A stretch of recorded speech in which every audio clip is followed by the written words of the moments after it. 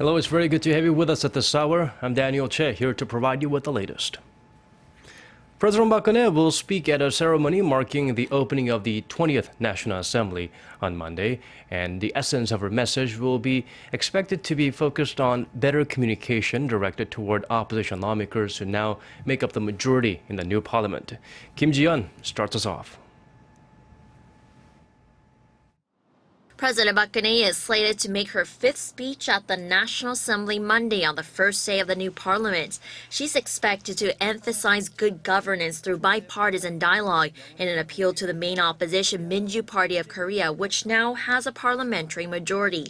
The opposition is pressing the Park administration on several contentious issues, including the government's plans to restructure the shipbuilding industry.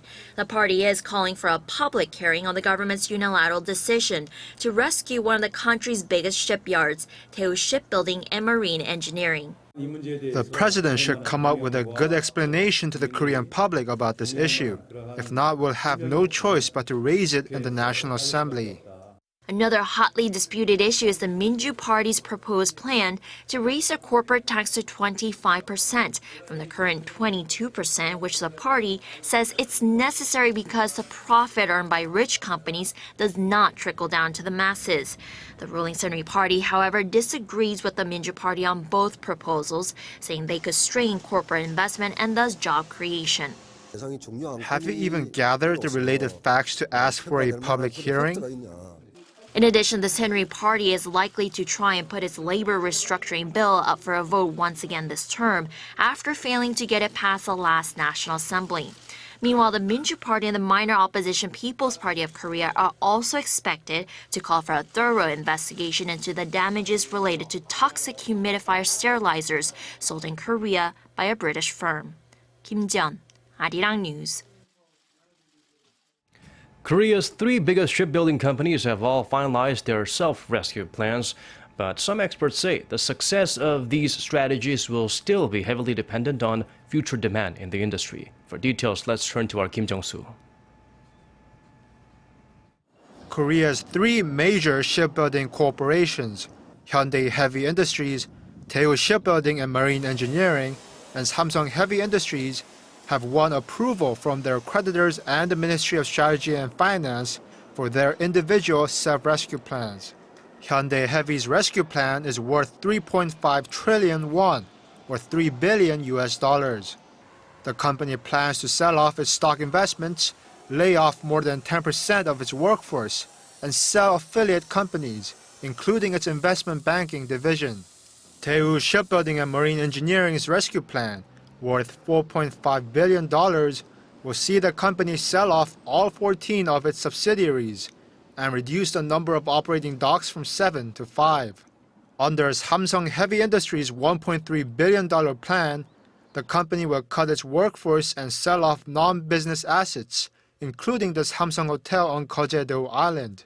The three rescue plans, worth a combined $8.8 billion, are expected to help the companies regain their financial stability. But some experts say it is too early to determine whether the plans will actually work, as demand for new ships has been on a constant decline. Global ship orders have fallen to 77 ships for the first quarter of this year, which is a 71% drop compared to the same period last year. Domestic ship orders have fallen by an even greater gap of 94%. In light of such troubles, credit analysts have cautioned that continued sluggish demand could lead to an even more serious drop in the credit ratings of the three already struggling companies. Kim Jong-soo, Arirang News. Yoon Byung-se will be holding a one-on-one in Moscow with his Russian counterpart in the first official visit to Russia by the South Korean foreign minister. The talks will revolve around North Korea's nuclear weapons program and a possible summit between Seoul and Moscow. Russia is a member of the now-stalled six-party denuclearization talks and one of the 5 veto-wielding permanent members of the UN Security Council, making it a key player in efforts to quell the regime's nuclear ambitions. Yoon's counterpart, Sergei Lavrov, is expected to touch on possible deployment of U.S.-based THAAD missile defense system to South Korea, a plan Moscow has previously voiced objections to. During his 2-day stay, Seoul's top diplomat will attend a Korea-Russia conference on politics and economics and visit a the Hyundai Motor plant in St. Petersburg. He will head to Bulgaria on Tuesday to discuss bilateral ties and coordinate their policies on North Korea. Chinese authorities have reportedly detained a suspected North Korean spy on allegations of smuggling. According to Japan's Yomiuri Shimbun Sunday, the arrest was made in early June in Dandong, a city next to the North Korean border.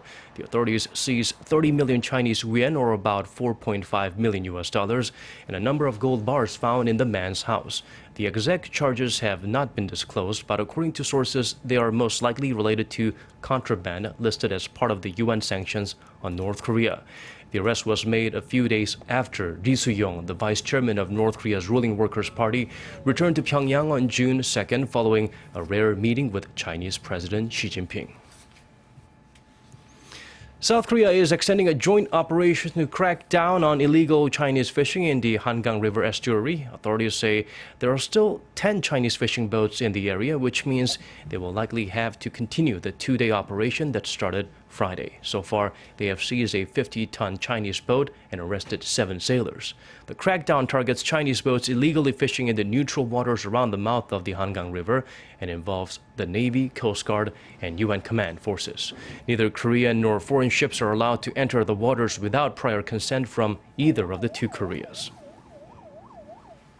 Prosecutors are preparing to call a Korean executive in charge of Volkswagen and Audi Korea's product certification division as part of a growing investigation into faked emissions tests by the German automaker. The Seoul Central District Prosecutor's Office said Sunday the executive will be summoned Monday for questioning. The man prosecutors declined to identify will first be treated as a witness but could later be tried as a defendant. Prosecutors allege that Volkswagen Audi Korea submitted 48 doctored reports on vehicle emissions tests from August 2010 until February last year to meet local standards. They suspect that 606 out of 956 vehicles they confiscated recently were imported into Korea without undergoing proper environmental inspections. Other related officials will also be summoned this week.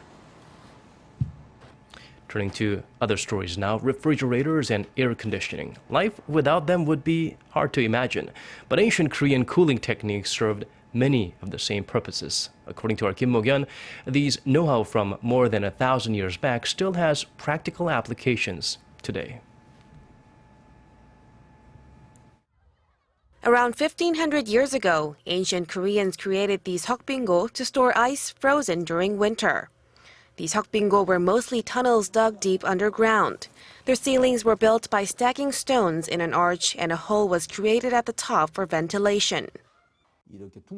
The round surface allows for good drainage, and its streamlined shape makes it easier for air to flow through. The structure itself is favorable in storing ice for a long period of time.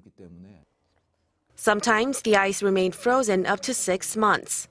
Even when summer temperatures reached 32 degrees Celsius, the inner temperature of this hokbingo remained at 11.5 degrees. Recently, such advantages of the ancient icebox have merged with modern technology. A research institute in Daejeon created underground storage based on the scientific principles of these hokbingo to store liquefied natural gas. The institute was able to save about 34% of its annual energy consumption. Contemporary air conditioners that operate without wind combine aspects of this hokbingo's airflow system.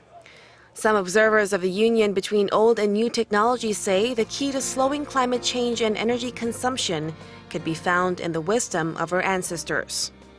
Kim Mo-gyun, Arirang News. Over in the United States, a shooting incident at a popular nightclub in Florida takes at least 20 lives and injure 42 others. At about 2 a.m. Sunday local time, a gunman opened fire at Pulse Orlando, a popular gay dance club that was filled with more than 100 people. Police said they engaged in a gun battle with a shooter who was armed with an assault rifle and a handgun. The Orlando police chief told the New York Times the attacker was later killed inside the club after a shootout with police. The FBI is investigating the case as an act of domestic terrorism. Authorities say they are still trying to determine the suspect's identity and nationality, as well as a possible motive. Meanwhile, in France, rival football fans continued to wreak havoc during the Euro 2016 Championship. In the latest bloody incident in Marseille, at least 31 people have been injured, 4 critically. Local police said 17 people had been arrested as of Saturday, the third straight day of such brawls. The BBC reports the latest incident involves Russian and English supporters after a draw between the two teams. Russia fans rushed toward England fans at the end of the match after having set up flares just minutes before. They jumped over a barrier designed to keep rival fans apart.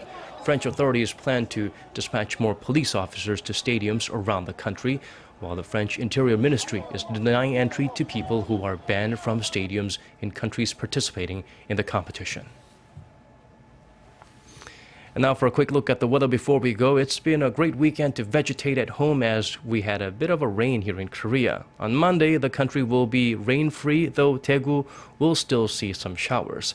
But the humid conditions will persist nationwide. Seoul will start the day at 19 degrees Celsius and it will be 21 for Gwangju and Daegu. And the mercury will rise all the way up to 31 in Seoul, to 30 in Gwangju, and 29 in Daegu. Let's check out the weather conditions in your neck of the woods and around the world.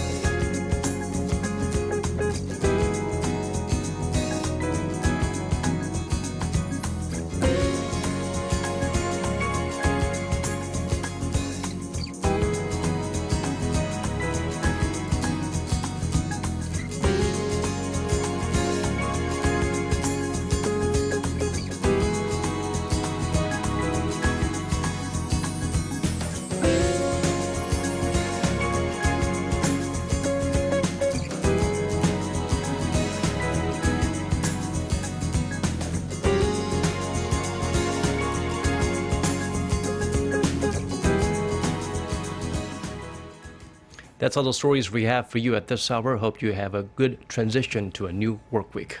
Thank you for watching.